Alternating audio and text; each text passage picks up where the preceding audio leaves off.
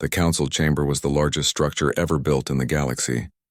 It floated in the empty space between star systems, a massive station that housed representatives from 847 different species. The chamber itself could hold 50,000 beings at once. Today it was completely full. Every 1,000 years all the species gathered for the Great Summit. They discussed laws, traded technology, and resolved conflicts. The chamber had seats arranged in perfect circles, each one designed for a different species. Some seats held creatures that breathed methane. Others held beings made of pure energy. Some species needed water tanks. Others required extreme cold. In the center of the chamber there was one seat that had remained empty for 3,000 years. It was a simple chair, designed for a bipedal creature of average size. A holographic label floated above it, displaying symbols in the ancient language. The translation read, "Reserved for the third planet of Sol system." No one knew why the predecessors had reserved this seat. The predecessors were the first civilization to travel between stars. They had built the council station, and then vanished without explanation 10,000 years ago. Most of their technology was still beyond understanding. Their archives were locked and their language was mostly forgotten. Many species had tried to contact the third planet of Sol system over the centuries. The planet was called Earth in the old records. Every ship that went there disappeared completely. No signals, no debris, nothing. After losing 300 ships, the council declared Sol system off limits. They kept the seat empty as the predecessors had requested, but no one expected it to ever be filled. The council leader, a being named Velmora, was beginning the opening ceremony when the alarms started. Red lights flashed throughout the station. Every security screen showed the same impossible thing. A ship had appeared inside the barrier, right next to the station. The council's barrier system was made from predecessor technology. Nothing could pass through it without permission. Ships that tried were destroyed instantly. Yet this ship had appeared inside the barrier as if it was never there at all. Velmora felt something cold move through her body. She looked at the security screens with her 3 eyes. The ship was small, maybe 200 meters long. It had a strange design like nothing in the council database. The hull was white and blue, with symbols painted on the side. The security system could not scan it. Every sensor that pointed at the ship simply stopped working. "Identify that vessel," Velmora commanded. Her voice echoed through the chamber. 50,000 beings fell silent. "We cannot scan it, council leader," the security chief replied. His voice was shaking. "Our systems recognize no energy signature. It appears to be using technology we have never encountered. How did it pass through the barrier? Unknown. The barrier shows no breach. It is as if the ship was always there." A communication channel opened. The voice that came through was speaking the common galactic language, but with an accent no one had heard before. "This is Ambassador Quan of Earth, representing the human species of Sol system. We request permission to dock and claim our seat in the council." The chamber erupted. 50,000 beings began talking, shouting, and making various sounds of alarm. Velmora had to activate the silence field to restore order. "This is Council Leader Velmora," she said carefully. "Sol system has been restricted for 2,000 years. We have no records of successful contact with your world." "We are aware," Quan replied. His voice was calm. "We have been waiting for the proper time to introduce ourselves. We believe that time is now." Velmora looked at her advisors. They all appeared frightened. She understood why. A species that could bypass predecessor technology was a species that could bypass any defense the council had. "You may dock," Velmora said, "but you will submit to security protocols." "Of course," Quan said. "We expected nothing less." The ship moved to the docking port with impossible grace. It made no sound and left no energy trail. When the airlock opened, 6 humans walked through. They were bipedal, as the ancient records suggested. They had 2 arms, 2 legs, and stood between 160 and 190 centimeters tall. They had hair on their heads and smooth skin in various shades of brown. They wore simple clothing in blue and white. The human in front, presumably Quan, was a male of average height. He had short dark hair and dark eyes. His face showed no fear, only quiet confidence. Next to him was a female named Hana. She carried no visible weapons but moved like a predator. Behind them came Nari, a female who kept glancing around the station with sharp, calculating eyes. Security drones surrounded them immediately. The drones tried to scan the humans but encountered the same problem as before. Every sensor failed. The security chief activated the strongest scanners, the ones that could see through solid metal. They also failed. Interesting security system, Quan said, looking at the drones. Very thorough. You are blocking our scans, the security chief said. His translator made his voice sound aggressive. No, Quan replied. Your scans are simply not compatible with our technology. We are not blocking anything. Your equipment is encountering something it was not designed to analyze. The security chief looked at Velmora with three of his eyes. The fourth eye stayed locked on the humans. Velmora made a decision. Escort them to the visitor section, she ordered. Provide them with standard quarters. We will convene a special session to address their request. As the humans were led away, Velmora watched them carefully. They walked with an odd rhythm, their steps making soft sounds on the metal floor. They seemed relaxed, almost casual, but there was something about them that made her nervous. They moved like beings who had nothing to fear. After they left, Velmora called an emergency meeting with the council leadership. 15 of the oldest and wisest beings gathered in a private room. We have a problem, Velmora said. A species has appeared that uses technology we cannot understand. They come from a system we declared forbidden. They bypass our best defenses as if they do not exist. We should refuse their request, one elder said. Send them away. And if they refuse to leave? Another asked. What then? We cannot scan their weapons.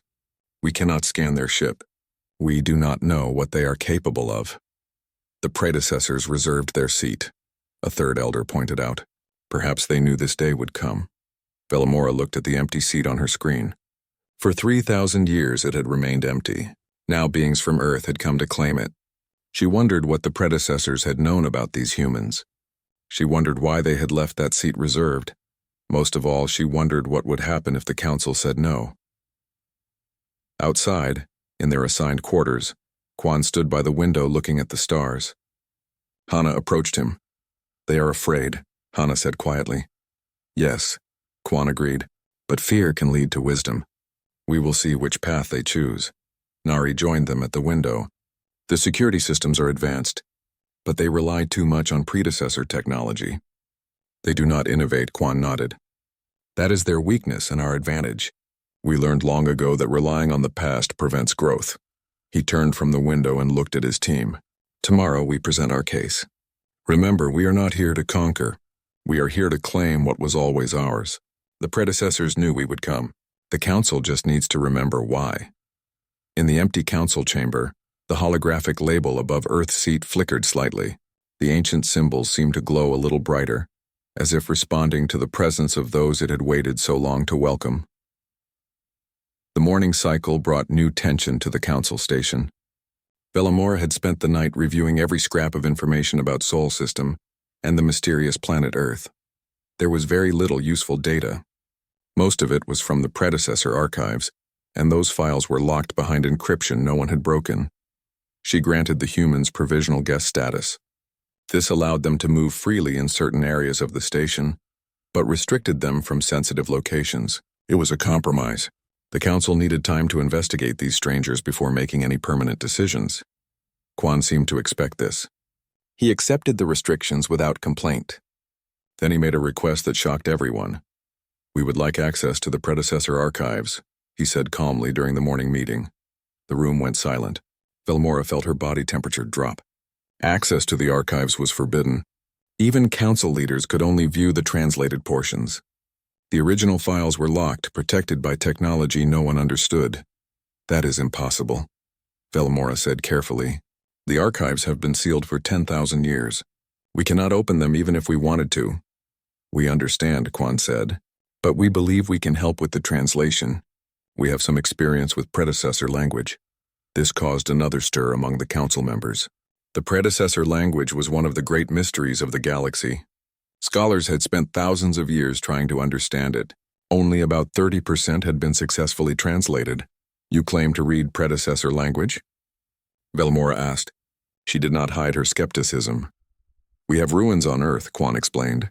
The predecessors visited our planet long ago. They left behind structures and writings. We have been studying them for many generations. Velmora made a decision. If the humans were lying, this would expose them. If they were telling the truth, it might answer many questions. Very well, she said. I will allow one of your people to attempt a translation, but only in a monitored environment. Quan nodded and gestured to another human. This is Taiho. He is our specialist in ancient languages. Taiho stepped forward. He was younger than Quan, with curious eyes and quick movements. He bowed slightly, a gesture that meant respect in human culture. They took Taiho to the archive chamber. It was a vast room filled with crystalline storage devices. The devices glowed with soft blue light. Security personnel surrounded Taiho as he approached the main terminal. We will show you one file, Velmora said. A short document that has never been translated. If you can read it, we will discuss further access. A projection appeared above the terminal. It showed symbols that twisted and flowed like living things. Scholars had stared at these symbols for centuries without understanding them. Taiho looked at the symbols for exactly 47 seconds. Then he began to speak. It says, on the fourth moon of Valanix, we discovered crystalline formations that respond to quantum entanglement. These formations may be the key to instantaneous communication across any distance. Further study required. Recommend establishing research outpost. The room was absolutely silent. Velmora checked the translated portions of other files. She found a reference to Valanix. The fourth moon was indeed made of unusual crystals. The predecessors had built an outpost there, according to other records. The translation was accurate. How? Velmora asked quietly. We found a teaching facility on Earth, Taiho explained. The predecessors left behind learning materials, designed to help primitive species understand their language. We have been studying it for 2,000 years. Velmora felt something close to fear. These humans had been learning predecessor technology for 2,000 years, while the rest of the galaxy was forbidden from even approaching their planet. Show him the warning, one of the elders said suddenly. File 773? Velmora hesitated, but then activated the file. Another projection appeared. These symbols were more aggressive, written in harsh angles and strong lines. Taiho's expression changed as he read. He looked troubled. This is a warning, he said slowly. It says we abandon our claim to this sector. Let it belong to them. We thought we understood the nature of survival. We were wrong. They are called humans. They are young and primitive, but they possess something we cannot defeat. They endure. They adapt. They refuse to stop. We made the mistake of confronting them. We barely escaped. Reserve their council seat. When they reach the stars, give them what is theirs. To oppose them is to invite extinction. The chamber erupted in chaos. Security personnel activated their weapons. Council members shouted in a dozen languages. Velmora had to use the silence field again. You are telling us, she said carefully, that the predecessors fled from your species? According to this text, yes, Taiho said. Though we have no memory of such an encounter in our historical records. It must have happened during our prehistoric period before we developed writing. A new voice entered the conversation. If I may add some context, another human stepped forward. This was Minji, their communications specialist. She was small and spoke softly, but her words carried weight. We have found 17 predecessor ruins on Earth, Minji said. All of them show signs of damage. Some were clearly military installations. We believe the predecessors attempted to invade or colonize Earth approximately 12,000 years ago. Our ancestors, despite being primitive, fought back. The predecessors eventually withdrew. Impossible, one council member said. The predecessors were the most advanced civilization in history. How could primitives defeat them? We do not know the full story, Quan said. But we have learned something important from studying those ruins. Advanced technology does not guarantee victory. The will to survive is sometimes more powerful than weapons. Velmora ordered immediate covert surveillance of the human delegation. She needed to know more about these beings. If they had somehow defeated the predecessors, what else were they capable of? The surveillance began that same day. Hidden cameras followed the humans everywhere they went. The recordings were reviewed by the Council's best intelligence analysts. What they found disturbed them deeply. The humans consumed food that would be poisonous to most species. They drank water that contained minerals in concentrations that should have been fatal. When Hana accidentally cut her hand on a sharp edge, the wound stopped bleeding within minutes and began to heal visibly. Medical scanners, when they finally worked, revealed impossible biology. Human blood contained billions of microorganisms. Their digestive systems hosted entire ecosystems of bacteria. Their cells had backup systems and redundancy that seemed inefficient until one realized it meant humans could survive massive damage. The most disturbing discovery came from environmental monitoring. The humans preferred a gravity level that was considered heavy by galactic standards. They thrived in atmospheric pressure that most species found uncomfortable. The temperature they requested for their quarters was what other species used for industrial furnaces. One analyst made a casual comment during dinner. "Our wildlife is dangerous," Hannah had said.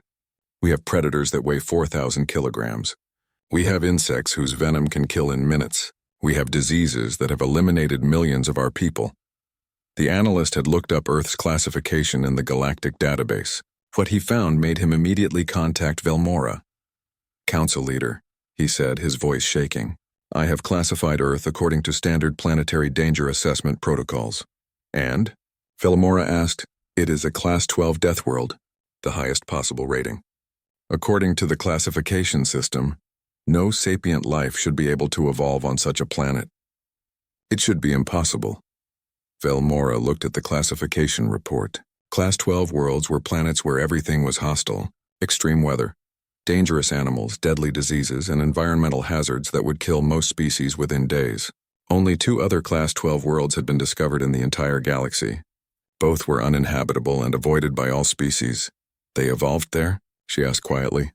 "Yes, and they did not just survive. They became the dominant species. They conquered their entire planet." That night, Velmora could not rest. She kept thinking about the implications. The humans had evolved on a planet that should have killed them. They had survived conditions that would destroy most civilizations. They had fought off the predecessors themselves, and now they were here, calmly requesting to join the council. In their quarters, Taiho was reading through files he had been given. They were the translated portions of the predecessor archives. He was looking for any other references to humans or Earth. "Find anything?" Quan asked. "Several things," Taiho said. "The predecessors visited Earth multiple times. Each time they noted our progress. They seemed fascinated by how quickly we adapted and learned. The last entry is dated 9,000 years ago. It says, they have discovered agriculture. They will reach the stars within 10,000 years. We will not be here to see it. Let others deal with them. We are tired of fighting." Quan smiled slightly. "They were right. It took us exactly 9,000 years. The council is afraid of us," Hannah observed. "Fear is natural," Quan said. "We would fear us too if we were them.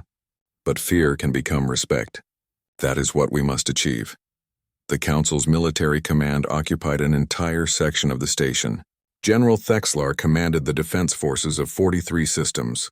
He had fought in 7 wars and won them all. When Velmora asked him to investigate the Earth mystery, he took it seriously. "I want to know why every probe we sent disappeared," she told him. "We lost 300 ships over 2,000 years. There must be records somewhere." Thexlar assigned his best analysts to the task. They searched through ancient databases and recovered files from backup systems. After 3 days, they found something. A data fragment from one of the last probes sent to Earth, transmitted 800 years ago. The fragment was damaged, but enough remained to be useful. The probe had entered Sol system and approached the 3rd planet. Its sensors had activated automatically, recording everything. What those sensors recorded made Thexlar call for an emergency meeting. The council leadership gathered in a secure room. Thexlar activated the recovered data. A holographic image appeared, showing Earth from orbit. "This is what the probe saw," Thexlar said. The planet was blue and white, covered in water and clouds. It looked beautiful from space, almost peaceful. Then the probe's sensors provided more detailed information. Atmospheric composition. 21% oxygen. That alone was dangerous. Most species breathed oxygen at 5 to 10% concentration. 21% was enough to make materials burn more easily and make everything more reactive. Gravity. 1 standard unit, which translated to high gravity for most council species. Moving on that planet would be exhausting for beings used to lighter worlds. Temperature range, -40 to +50 degrees in the habitable zones. Wild swings that would require constant adaptation. Weather systems, massive storms that could level cities, rotating wind columns called tornadoes, walls of water called tsunamis. The planet was in constant violent motion. This is a Class 12 death world, Thexelar said. According to our classification system, it should be uninhabitable. He showed more data. The probe had scanned the surface and found life everywhere. Life in the oceans, life on the land, life in the air. Billions of species all competing for survival. The images showed creatures that seemed impossible. There were animals larger than any species' spacecraft. Beings that weighed 100,000 kilograms living in the oceans. Predators on land that hunted in coordinated packs. Flying creatures with wingspans of 10 meters. Everything was bigger, stronger, and more dangerous than anything found on normal worlds. And the humans evolved here, Velmora said quietly. Yes, Thexelar confirmed. But it gets worse. He showed another image. This one was from ground level. The probe had landed in a forested area. The trees were enormous, reaching heights of 100 meters. The forest floor was thick with vegetation. And moving through it was a human. The human was alone, carrying a simple tool. The probe's computer identified it as a primitive cutting implement. The human was harvesting plants, moving easily through terrain that would challenge most species. Suddenly, a large predator emerged from the vegetation. It was 4 meters long with sharp teeth and powerful muscles. It moved toward the human with clear hostile intent. The human reacted instantly. He did not run. He turned to face the predator, raised his tool, and made a loud sound with his voice. The predator stopped. The human made another sound and moved toward it. The predator retreated and ran away. He scared off a predator twice his size, one council member said in disbelief. That is not the remarkable part, Thexelar said. Watch what happens next. The human continued his task as if nothing had happened. He showed no fear, no stress. He simply went back to harvesting plants. Thexelar showed more footage. Humans swimming in water with dangerous predators nearby. Humans climbing steep mountains where one mistake meant death. Humans working in extreme heat and extreme cold. Humans doing things that should have killed them and treating it as normal. They evolved as persistence hunters, Thexelar explained. They chased prey for days until the prey collapsed from exhaustion. Most predators are faster and stronger than humans, but humans simply do not stop. They keep going until they win. He brought in another analyst who specialized in biology. Her name was unpronounceable, so everyone called her Dr. Yix. She had been studying the medical scans of the human delegation. I have never seen anything like their biology, Dr. Yix said. They have redundant systems for everything. 2 lungs when one would suffice. 2 kidneys when one would work. A liver that can regenerate itself. A skeleton that repairs itself. An immune system that adapts to new threats automatically. She showed detailed scans. Their bodies host approximately 39 trillion microorganisms. Most of these are beneficial, helping with digestion and protection from disease. They have essentially weaponized bacteria to defend themselves. They carry diseases inside them on purpose. Someone asked, not diseases, symbiotic organisms. The humans and the bacteria need each other to survive. It is a partnership that developed over millions of years. Dr. Yix showed more data. Their blood clots within minutes of exposure to air. Their bones are stronger than most construction materials. Their muscles can operate in both aerobic and anaerobic conditions. They can heal from wounds that would be fatal to most species. Most disturbing, she continued, is their endurance. We tested this carefully. Human Hana agreed to run on a treadmill for our research. She ran for 2 hours without stopping. Her heart rate increased, but she showed no signs of distress. When we asked her to stop, she said she could continue for several more hours. The room was silent. 2 hours of continuous running would hospitalize most council species. There is more, Dr. Yix said. Humans can survive without food for 30 to 40 days. Without water for 3 to 4 days. They can function with minimal sleep. They can adapt to extreme environments within days or weeks. They are the most resilient sapient species ever documented. Quan had requested permission to bring another member of his team to the council station. His name was Junho and he was an engineer. Velmora approved the request, curious about what the humans wanted. Junho arrived on a shuttle from the human ship. He carried with him several devices that the council's sensors could not identify. He requested a meeting with the station's engineering team. I understand you want to know how our ship passed through your barrier, Junho said pleasantly. I can explain our technology if you are interested. The engineering team agreed immediately. They took Junho to a laboratory and asked him to demonstrate. Junho placed one of his devices on a table. It was a simple black box about 30 centimeters on each side. "This is a phase displacement generator," he said. "It allows matter to exist slightly out of sync with normal space. Your barrier could not detect our ship because, technically, we were not entirely in your dimension when we passed through." He activated the device. The black box seemed to flicker and become slightly transparent. Sensors pointed at it suddenly showed nothing. It was still visible to the eye, but technologically, it had ceased to exist. "The predecessors used similar technology," Junho explained. "We found examples of it in their ruins on Earth. It took us 600 years to figure out how it worked. Another 200 years to miniaturize it. We have been using variations of this technology for several generations now." The chief engineer stared at him. "You reverse-engineered predecessor technology?" "Yes," Junho said simply. "Every probe you sent to Earth carried technology we could study. We captured them carefully, analyzed them, and learned from them. Each probe taught us something new. You sent us 300 teachers over the centuries. We are grateful for the education. The implications were staggering. The Council had not just failed to make contact with Earth. They had unknowingly given the humans a complete education in advanced technology." "How many ships do you have?" the chief engineer asked quietly. "That is a question for our military leaders," Junho said. "But I can tell you that the vessel in your docking bay is one of our older designs. We retired ships of that class from active service approximately 200 years ago. We keep them now as historical artifacts. Ambassador Quan thought it would be diplomatic to arrive in something less intimidating than our current models." Later that day, Velmora met with Do-hyun. He was the human military strategist, quiet and observant. She wanted to understand human military capabilities. "Your planet survived multiple extinction events," Velmora said. "Can you explain?" "We have evidence of 5 major extinction events in Earth's history," Do-hyun said. "The last one killed the dominant species before us. Giant reptiles that ruled the planet for millions of years. An asteroid struck Earth and changed the climate. Most life died, but our ancestors, small mammals at the time, survived. They adapted. How did they adapt? They were small, so they needed less food. They could eat many different things.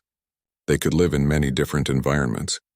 They were not specialized, so they were flexible. When the world changed, they changed with it." Do-hyun smiled slightly. "Humans inherited that flexibility. We can eat almost anything organic. We can live almost anywhere. We can survive in deserts, in frozen wastelands, in jungles, on mountains. There is almost no environment on Earth where humans cannot find a way to survive." "And now you want to expand beyond Earth?" Velmora said. "Yes. Not because we must, but because we can. We have conquered our planet. Now we look to the stars." That night, Velmora reviewed all the information gathered.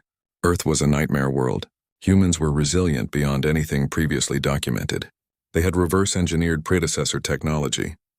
They had waited patiently for thousands of years while learning and preparing.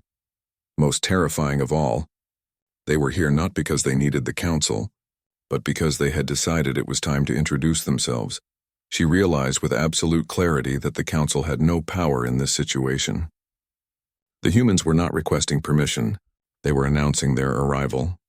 Taiho had spent 3 days working on the predecessor archives. He had translated more in those 3 days than Council scholars had managed in 1,000 years. Velmora watched him work with a mixture of admiration and fear. The young human made the impossible look easy. "There is a deeper archive," Taiho said on the 4th day. "A hidden section that is not part of the main database." "How do you know this?" Velmora asked. "The filing system has gaps," Taiho explained. "File numbers jump in strange patterns. References to documents that do not exist in the available data. The predecessors hid something important. Can you find it?" "I believe so. But I will need full access to the archive systems." Velmora hesitated. Giving a human complete access to predecessor technology seemed dangerous. But she needed answers more than she needed caution. "You may proceed," she said.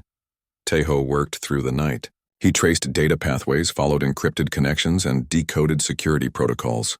The predecessors had been brilliant, but they had also been predictable.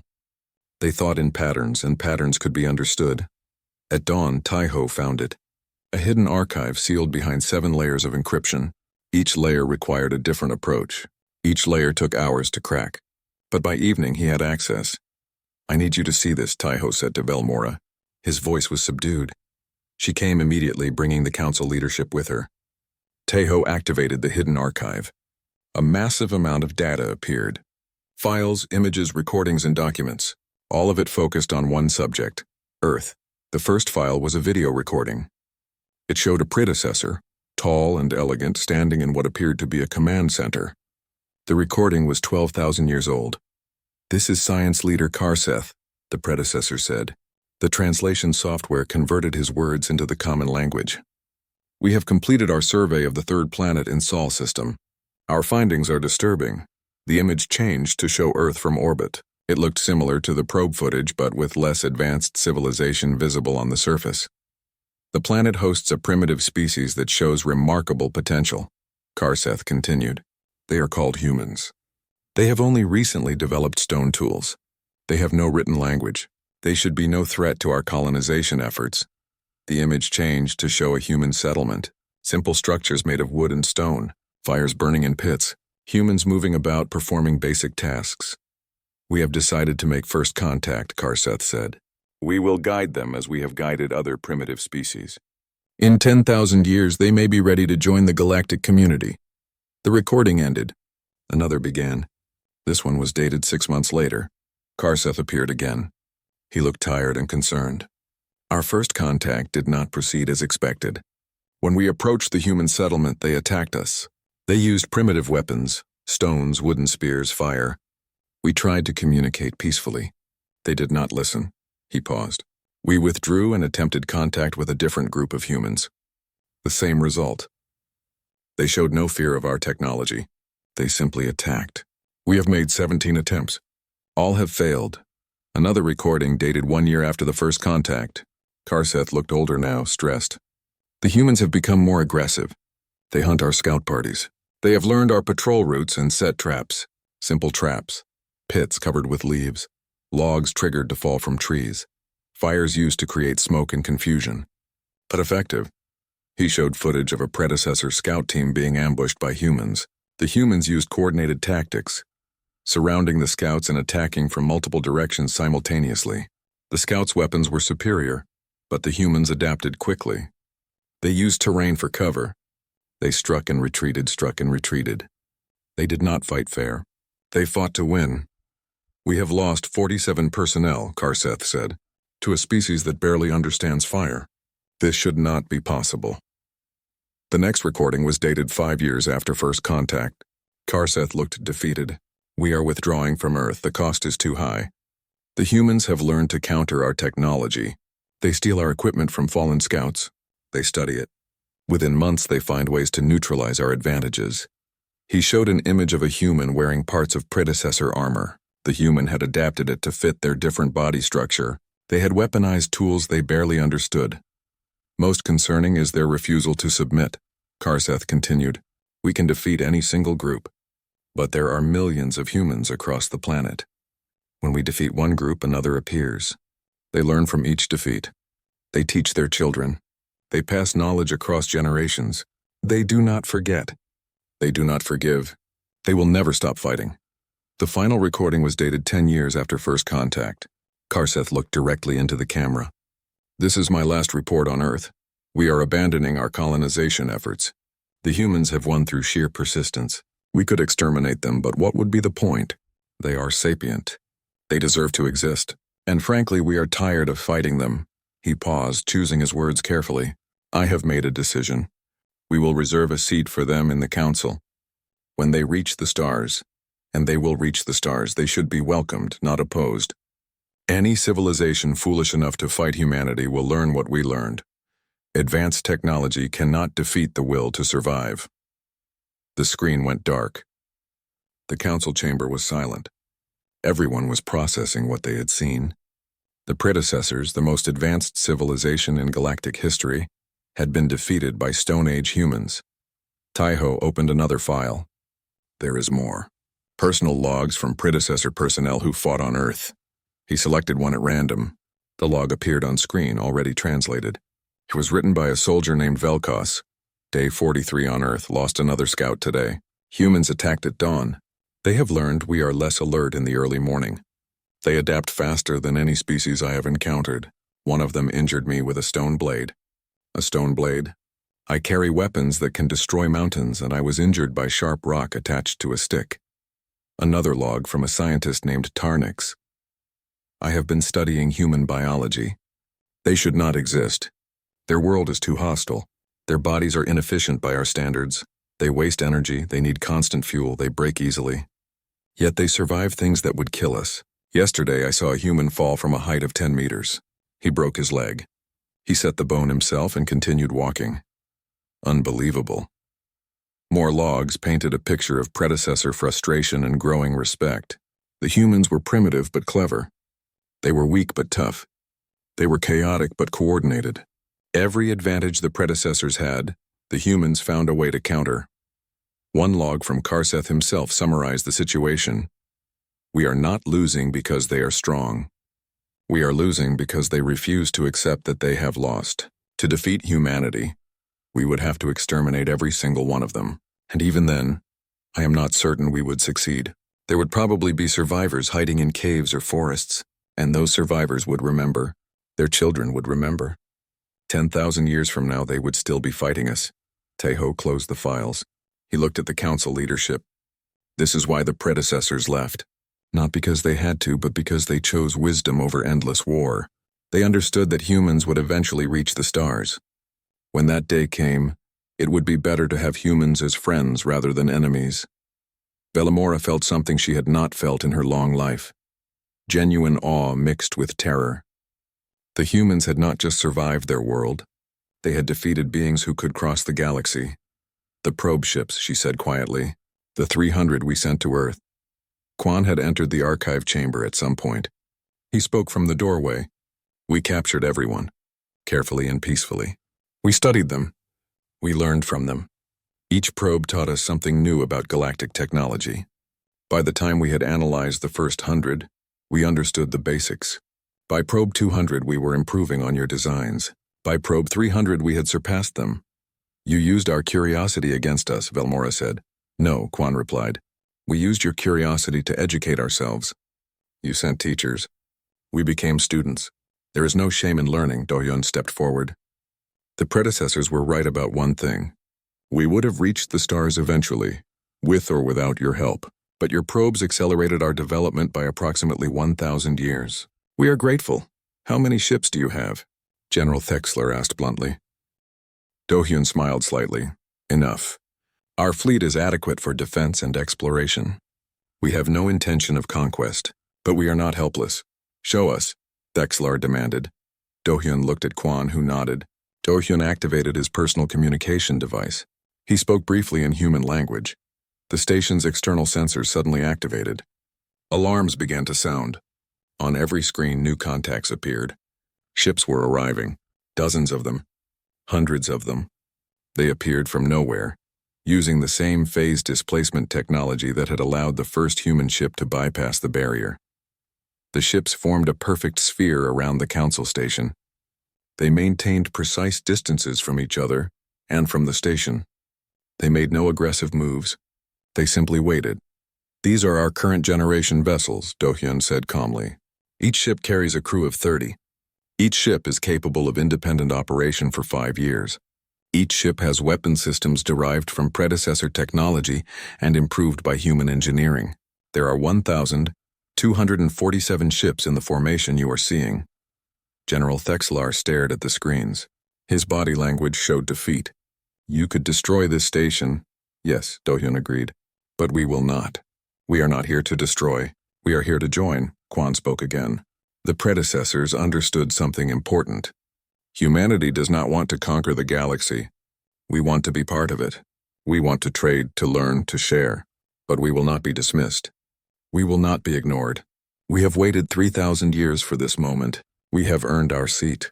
He looked at each council member in turn. You can accept us as equals, or you can try to oppose us. The predecessors chose wisdom.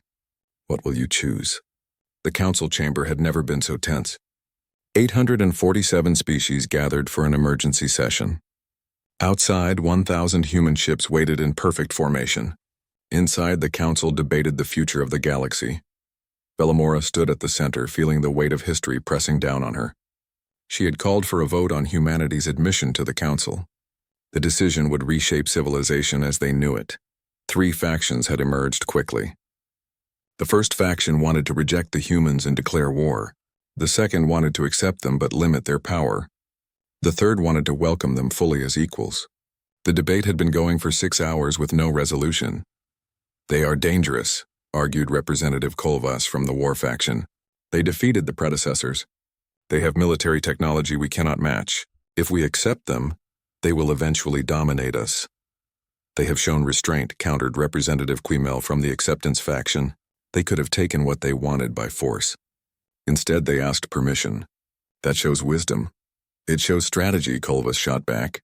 "They make us think they are peaceful, so we lower our defenses. Then they strike." The argument continued in circles. Bellamora let them talk, knowing they needed to express their fears.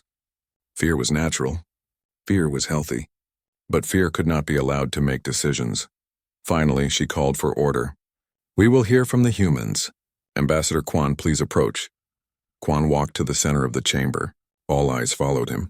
He moved with calm confidence, showing no sign of intimidation despite being surrounded by nearly 1,000,000 beings. "Thank you, Council Leader," Quan said. His voice was clear and carried well. "I understand your concerns. You look at humanity and see a threat. You see our military strength and worry about your safety. You see our resilience and fear you cannot compete. These are reasonable concerns." He paused, letting his words sink in. "But you are looking at the wrong things. Let me tell you what humanity truly wants." He activated a holographic display. It showed Earth from space, beautiful and blue. "This is our home. For millions of years, we struggled to survive there. We fought predators. We fought diseases. We fought each other. We fought nature itself. And we learned something important from all that fighting. The image changed to show human cities, farms, and forests. We learned that survival is not enough. We learned that victory over enemies is hollow if we have nothing to protect. We learned that strength without purpose is just violence." He showed images of human families, human art, human music. We learned to create. We learned to love. We learned that the strongest thing we possess is not our weapons or our technology. It is our ability to choose peace when we have the power to choose war. The chamber was silent now. Everyone was listening. The predecessors thought they understood us. They saw our violence and assumed that was all we were. They were wrong. Yes, we are capable of terrible violence, but we are also capable of incredible compassion. We contain both possibilities. Every day we choose which one to express. Quan's expression became serious. "You fear our fleet outside this station? Let me tell you about that fleet. Those ships were built to explore, not to conquer. Their weapons are for defense, not aggression. Every human in that fleet volunteered to serve. Every one of them swore an oath to protect peaceful civilizations and oppose tyrants. They are not here to threaten you. They are here to show you that we can defend ourselves and anyone who chooses to stand with us." He looked directly at Kolvas. "You say we are dangerous. You are right. We are dangerous to those who would oppress others. We are dangerous to those who would enslave the weak. We are dangerous to evil. But to friends, to allies, to those who choose peace, we are the most loyal companions you could hope for." Representative Mixie from the acceptance faction stood. "If we accept you, what guarantees do we have that you will not abuse your power?" Quan smiled. "The same guarantee you have from every other species here. Our word, our honor, our actions over time. We cannot prove our intentions with words alone. We can only show you through what we do." He gestured to his team. "Let me introduce you more properly to the humans you have met. Hana was a soldier who fought in our last war, a war we fought against our own kind. She learned that fighting other humans is the greatest tragedy. She swore never to raise weapons except in defense of the innocent. Tejo was an orphan who grew up in poverty. He studied ancient languages because he believed understanding the past could prevent future conflicts. Minji grew up in a war zone. She dedicated her life to communication and diplomacy. Every human here chose to serve peace, not war." Junho stood. "I can add something to this discussion. Our technology may seem advanced to you, but we did not develop it alone. Every piece of our knowledge came from somewhere. Some from the predecessors, some from your probes, some from our own research. We believe knowledge should be shared. If you accept us, we will share what we know. We will help you advance, because that is what civilization means, lifting each other up. General Thexlar spoke for the first time during the debate. I am a soldier. I have fought wars. I understand conflict. When I look at the human fleet, I do not see conquerors. I see disciplined professionals. I see a force that could destroy us but chooses not to. That choice means something. He stood, a gesture of respect. I support accepting humanity into the Council, but I also recommend we learn from them. Their military tactics, their resilience, their strategic thinking, these are valuable. Not to defeat humanity, but to defend ourselves from other threats. The galaxy is dangerous. Having humans as allies makes us all safer. The debate shifted. More voices joined the acceptance faction. The momentum was changing. Velmora felt it happening. The Council was reaching consensus. Representative Nixtar from a small system stood. I have a question for Ambassador Quan. Why now? Why did you wait 3,000 years? You have had the capability to join us for centuries. Why arrive today? Quan looked thoughtful. We waited because we were not ready. Not technologically, we had the technology for a long time. We waited because we were not mature enough. We needed to understand ourselves before we could join you. We needed to resolve our own conflicts. We needed to become the kind of species that deserves a place in the galactic community. And now you believe you are ready? Nixtar asked. Yes. We have achieved global peace on Earth. We have eliminated poverty. We have healed our environment. We have learned to work together despite our differences. We are not perfect. We still have problems, but we are ready to face those problems alongside friends rather than alone. Velmora knew the moment had come. We will vote. Each species has one vote. The question is simple. Should humanity be admitted to the Galactic Council with full rights and privileges? If you vote yes, humanity becomes our equal in all ways. If you vote no, we reject their application and they must leave. The voting began. It took 1 hour for all 847 species to register their choice. The results appeared on the main display. 847 votes for acceptance. 0 votes against. The vote was unanimous. The chamber erupted in sounds of approval, concern, and resignation. Velmora banged her staff for order. When silence returned, she spoke formally. By unanimous consent of the Galactic Council, humanity is hereby accepted as the 848th member species. Ambassador Quan, please take your seat. Quan bowed to the assembly. He walked to the ancient chair that had waited empty for 3,000 years. The holographic label above it flickered and changed. Where it once read reserved, it now displayed the human word for their species and their home, Earth. Quan sat down. The chair seemed to recognize him, adjusting automatically to his form. Around the chamber, displays updated to include humanity in all official records. The empty seat was empty no more. Outside, the human fleet began to disperse. Most ships would return to Earth, but some would remain as a permanent embassy force. The show of strength had served its purpose. Now came the work of building relationships. Over the following days, things settled into a new normal. Human diplomats met with representatives from dozens of species. Trade agreements were discussed. Cultural exchanges were planned. Technology sharing began carefully and gradually. Taiho continued working on the predecessor archives. He found references to other mysteries, other secrets. The galaxy, it turned out, held many surprises, but now humans would help uncover them. Minji established a communication network linking Earth with Council space. For the first time in history, humans could talk to aliens in real time. The cultural impact would be enormous. Junho worked with Council engineers, sharing human innovations while learning alien techniques. Together, they developed new technologies neither could have created alone. One evening, Velmora found Quan standing by a window looking at the stars. She approached him carefully. Do you feel satisfied? She asked. You achieved what you came for. Satisfied? Quan considered the word. Perhaps. But this is not an ending. It is a beginning. We have 3,000 years of isolation to overcome. We have relationships to build. We have much to learn. And much to teach, Velmora added. Yes. Humanity has experiences others lack. We know how to survive difficult conditions. We know how to persist when things seem hopeless. We know how to choose peace after understanding war. These lessons have value. Velmora was quiet for a moment. I was afraid of your species. I still am a little. Your capabilities are frightening. Fear is wisdom, Quan said. Fear keeps you careful. But do not let fear become hatred. We are different from you. Our history is violent. Our nature includes darkness. But we also include light. Judge us by our actions, not our potential for harm. The predecessors judged you, Belmora observed. They found you worthy.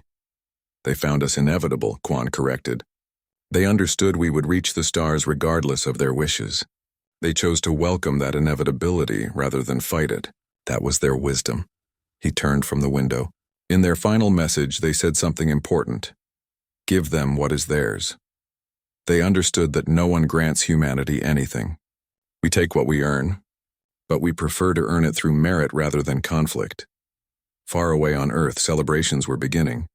News had reached home that humanity was now part of the galactic community. Cities erupted in joy. People gathered in streets and parks looking up at the stars with new understanding. They were not alone. The universe was full of life, and now humans could meet it as equals. In the council chamber, the empty seat was finally filled. Above it, the label glowed with quiet pride. The council had kept Earth's seat empty for 3,000 years. They had kept it because the predecessors commanded it. They had kept it because they feared what would happen if they did not. Now they understood why the predecessors had insisted. Now they knew what it meant to meet a species that survived by refusing to quit. Now they understood the lesson the predecessors learned 12,000 years ago. Humanity was not the strongest species. They were not the smartest. They were not the fastest or the most advanced. But they were the most persistent. They endured. They adapted. They survived. And now, finally, they had come home to the stars that had always been waiting for them. The seat was filled. The wait was over. The future began.